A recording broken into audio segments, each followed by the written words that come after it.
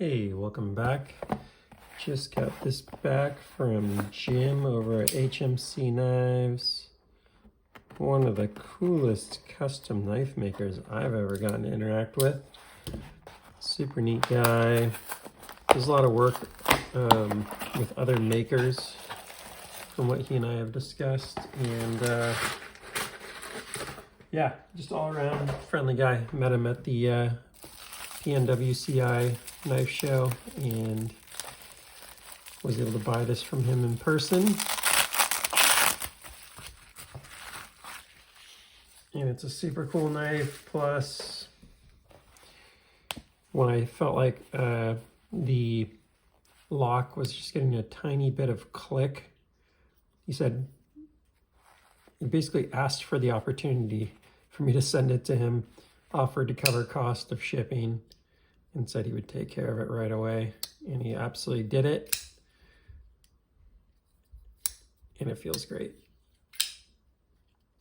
Yeah, there's just like a twinge of click on the lock bar. All gone now. Feels brilliant. Gosh. In fact, it's so good that I thought maybe the lockup wouldn't be good, just because it's, yeah, so good.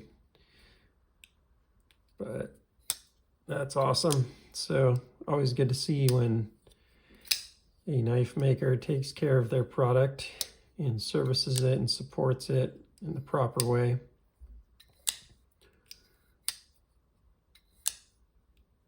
And that is the case here. Now, this is just a beautiful knife.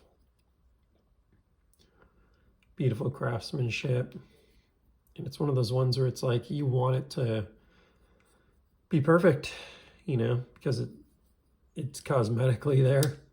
So you just want the action to match it. That's awesome.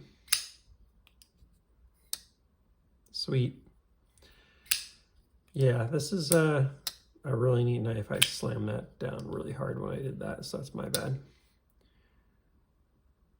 And it caught my eye right away when I was at the show. There were like 2 or 3 from HMC that I thought were really neat. They were all this same transient 3.2 subliner. So I guess he'd never done this 3.2 inch in the subliner.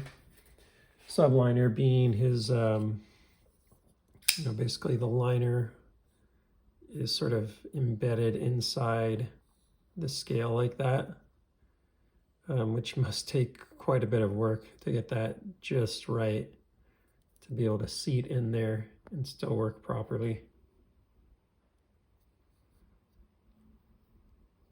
As you can see, very neat design.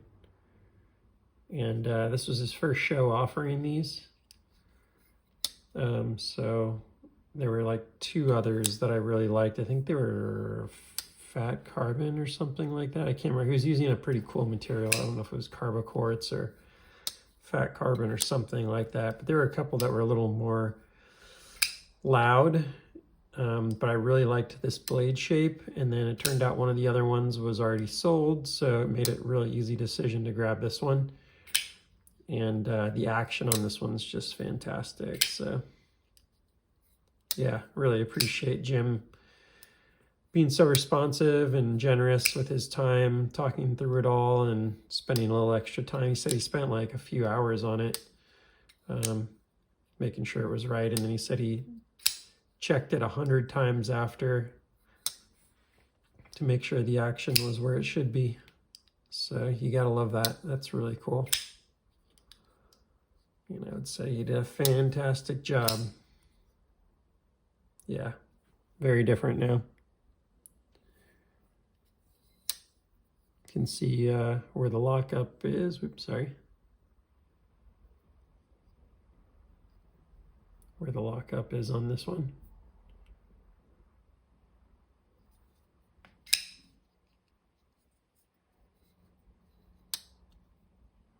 Brilliant.